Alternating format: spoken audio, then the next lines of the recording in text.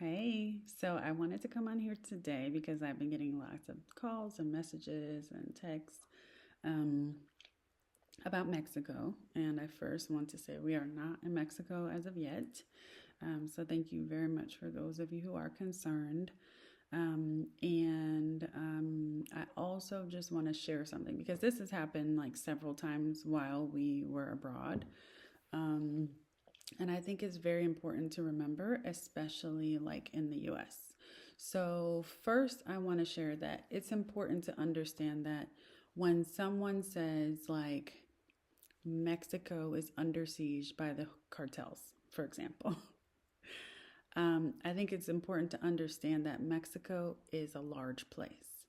So, similar to the United States, there are states in Mexico, and the same way that, like, you may be in New York and something is happening in San Francisco, it is the same with Mexico. However, oftentimes within US media, they do not make a differentiation. Of course, what will create the most panic is probably what they're looking for. But I say that because this also happened when I was in Germany, this happened when I was in Belgium. And specifically in Belgium, it just so happened that the news, US news, was showing images of like military officers with huge weapons and smoke everywhere in an area of Belgium where I had a friend who lived there. And so I was also in Belgium at the time, but in a different area. And I was able to call her and say, hey, like, I'm seeing this on CNN. Like, is that happening? Because it shows it's like right around the corner from your house. And she's like, no, let me go over there real quick. So she goes and like sends a video. There's a man sitting on the side playing a guitar, and people just walking around like normal. And so I think that those situations that happen like as a person being abroad and then seeing what the US is projecting as what's happening has helped me to gain an attitude of I'm not freaking out until I have to. Because oftentimes it's a big fat lie. And I'm not saying that to say that the cartel has not done anything in Mexico. Um, what I am saying is also you have to, before the freakouts happen in the US, it's important to consider context. So, for example, where those things happen and where we have been speaking of Merida specifically is between like 22 and 25 hours away apart. And so it is important to understand that the same way that you will not be afraid if you are in New York of something that may be happening in San Francisco, it is the same for Mexico. Mexico is not a city. It is a country, a very large country with different areas and lots of land in between those areas. And so it's important to really just like, not just Mexico, but everywhere around the world. It is important to, when we receive news that we are not able to fact check immediately, specifically in regard to like what's happening in other countries, it's important to like delve a little bit deeper to see whether or not that's actually the case. And so, I just wanted to share, like, thank you for reaching out. Thank you for sharing. And we are completely okay. We are not in Mexico as of yet.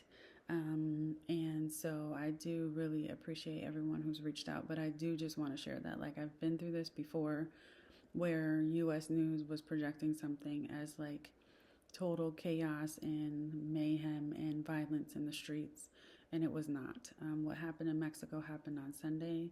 It was pretty isolated. Tourists were not specifically targeted. And also, like, I know we already have an image of Mexico oftentimes in the US that this is just confirming.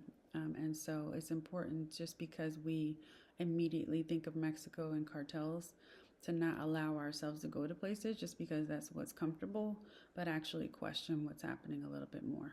And so I just wanted to share that, just to one, share that we're fine, but also just encourage you to just dig a little bit deeper into the research, especially when US news medias try to say that something is happening in across an entire country that is large. That's like saying that there is an issue with like Crips in across the entire U.S. You know that you're not interacting with Crips on a regular basis, and you're not like dodging in the streets and running for your life, because it's not a thing across the entire U.S. The same way that this is not a situation that's happening across the entirety of Mexico.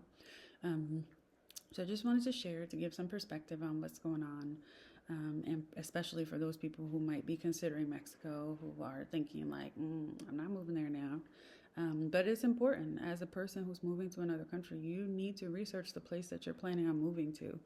You should not just be going somewhere because it's cute, because it's fun, because it has a beach, whatever. You should absolutely be researching like, what is it like? Is the cartel in the areas that I'm looking at?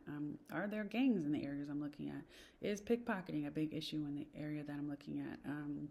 I also have recommended in the past, and I'll say it again, but like actually listening to news media in the place that you're trying to go to and the surrounding areas is also something that's helpful. It's definitely something that I do as well, just to see like what crimes are happening there, because there's going to be crime wherever you go. And so some of it may be something that is minor, like we have people who litter on the streets, and something that may not. So it's important to understand what your level of comfort is wherever you're going. But I absolutely encourage you to do research where you're going.